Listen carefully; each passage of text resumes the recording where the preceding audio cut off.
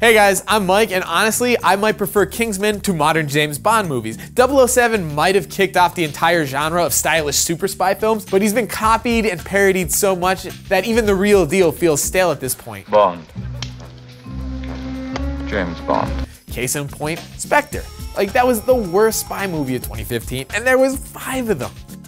So, to celebrate the release of Kingsman: The Golden Circle, let's take a look at some of our favorite knockoffs featuring Bond without Bond. And since this movie is probably what made you click on the video in the first place, let's start with Kingsman.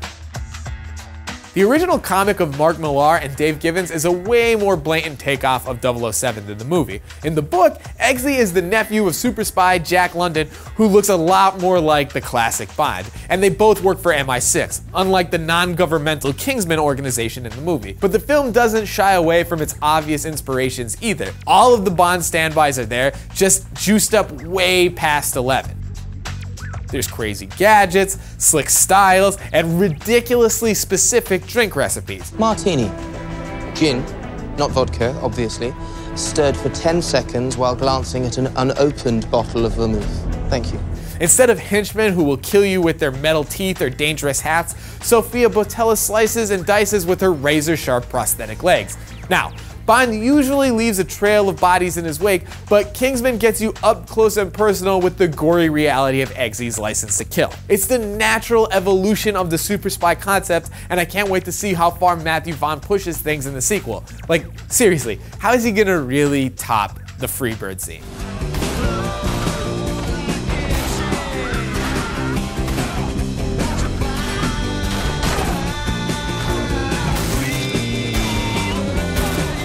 Up next, we've got Operation Kid Brother.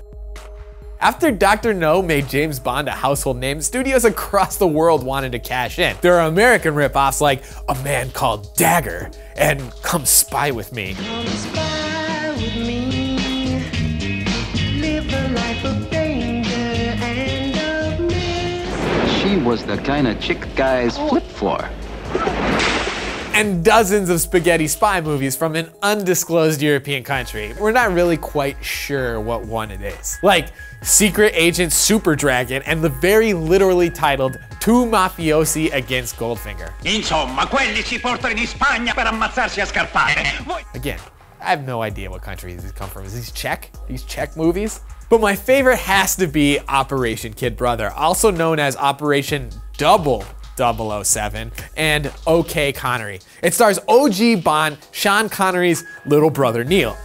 He was working as a plasterer in Scotland when the producers found him. And even though he has 0 acting experience, he sort of looked like his big bro and the accent was spot on. Not that it mattered because they just dubbed his voice with an American actor after the fact. Actually, it's my fault. I didn't hear you, but I am capable of lip reading.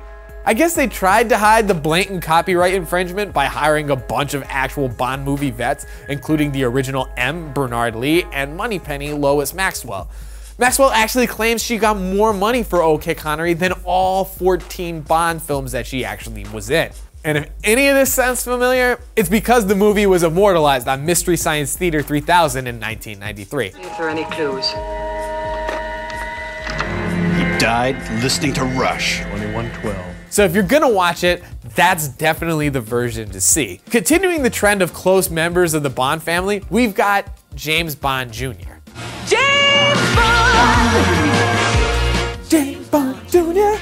Have you ever looked at the booze-guzzling, sex-addicted, slaughter-filled adventures of James Bond and thought, this would be a perfect kids cartoon? Well, that's exactly what happened in 1991 with the animated series James Bond Jr. Although the title is less than accurate, James Bond Jr. is actually Bond's nephew, which is weird because 1, the books and movies make it clear that Bond is an orphan with absolutely no family, and 2, it means that James Bond's brother is also named James Bond.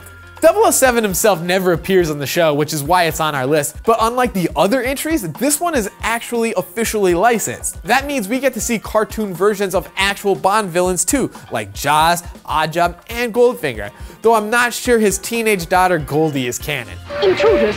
Someone is in the castle! I will take care of them, Goldfinger. If you're a fan of the series, there are actually quite a few nods to famous Bond villains, and if you're not, it's basically Captain Planet without the preachy blue mullet man. I mean, it can't be worse than Agent Cody Banks. But if you're too cool for kids' cartoons, you can check out the sleazy 1986 knockoff, Never Too Young to Die. John Stamos stars as Lance Stargrove, a high school gymnast coping with the tragic loss of his father, who, it turns out, was a debonair secret agent killed in the line of duty. Of course he was. And just to hammer the connection home, Daddy Drew is played by former Bond George Lazenby.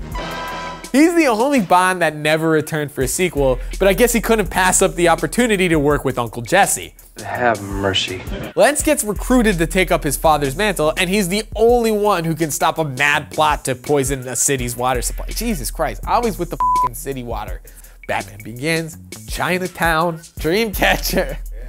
The villain, Velvet Von Ragnar, is played by Gene Simmons, and he's far and away the best reason to see this movie. It takes a man like me to be a woman like me. Yeah! I'm not a huge fan of the movie's insensitive portrayal of intersex people, but Gene Simmons in full drag is one hell of a sight to see. Seriously, his legs are incredible. And so is his preferred method of dispatching his foes. The finger, the finger, the finger, the finger, the finger, the finger. If Simmons and Stamos aren't 80s enough for you, Prince's protege Vanity is in the mix too. Throw in a hilarious theme song and you've got yourself a pretty fun bad movie.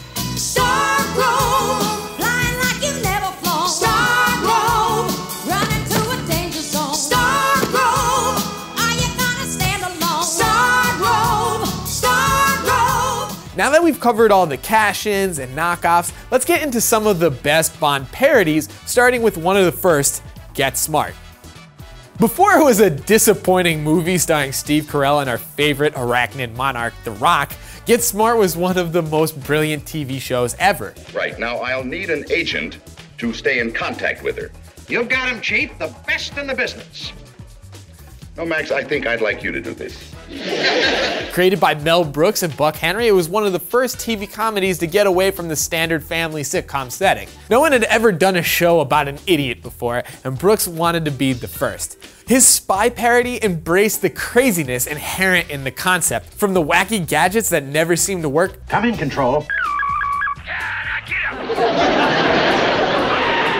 To shining a light on the bureaucracy that goes on behind the scenes at a covert agency. This pill, when swallowed, will bring painless death in about 20 seconds. Are there any questions? How do I get them to take it? Get Smart was absolutely ahead of its time, and Don Adams' performance as Maxwell Smart was so memorable, he even parodied his own parody by voicing Inspector Gadget. Gadget, remember, if he builds an army of indestructible robots, the entire world is in danger. Don't worry, Chief. Just leave the world in my hands. Get Smart wasn't the only contemporary James Bond spoof, and movies like Our Man Flint and Dr. Goldfoot and the Bikini Machine jumped on the bandwagon too. But Get Smart is absolutely iconic, and it paved the way for everything from Archer to the Naked Gun. So what are you gonna do about it, Copper? Well, why should I tell you? Maybe this'll help.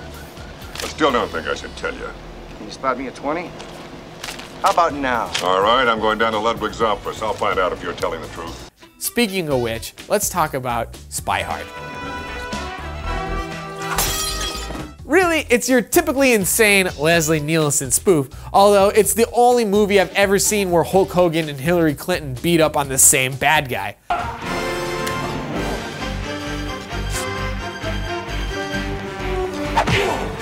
Honestly, I'm only bringing it up as an excuse to talk about Weird Al's awesome opening credits song. It's a spot-on homage to the title sequences in every Bond movie, especially Thunderball. He's always there when the chips are beginning to fall. So he strikes like thunderbolt. He even directed it himself.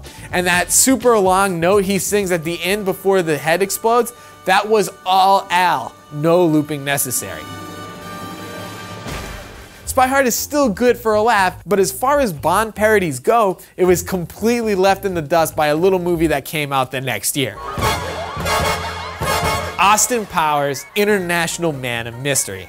Mike Myers' love letter to Bond is still one of the smartest comedies I've ever seen. Swedish-made penis enlarger pump. That's not mine. 1 credit card receipt for Swedish-made penis enlarger. There's the brilliant Lorne Michaels meets Blofeld madness of Dr. Evil. Oh hell, let's just do what we always do. Hijack some nuclear weapons and hold the world hostage. Good. And it's even got some of the best, worst puns ever committed to film. Who does number 2 work? Oh. That's right, buddy. You show that turd who's boss. There's even a star-making turn from Will Ferrell as a henchman who refuses to die. I'm very badly burned, so if you could just... You shot me! Okay, moving on. You shot me right in the arm! Why did... The first movie absolutely holds up, and The Spy Who Shagged Me is hilarious to this day as well. Well, surprise, huh? Look at that now, huh? I'm dead sexy. Look at my sexy body. But by the third movie, the shtick had definitely worn out. And you know, after 24 movies, 007 himself has even gotten a little tired. I don't know if Bond will ever be the phenomenon he used to be, but all these tributes, rip-offs, and parodies are proof that 007 is permanently entrenched in our pop culture. Hey guys, I'm Mike, and I want to thank you guys so much for watching. Obviously, we couldn't put every James Bond parody in this video, so let us know in the comments what your favorite Bond knockoff is. I'm a huge Archer fan personally, but let me know what your favorite is. And as always, please subscribe to Now This Nerd. Thanks.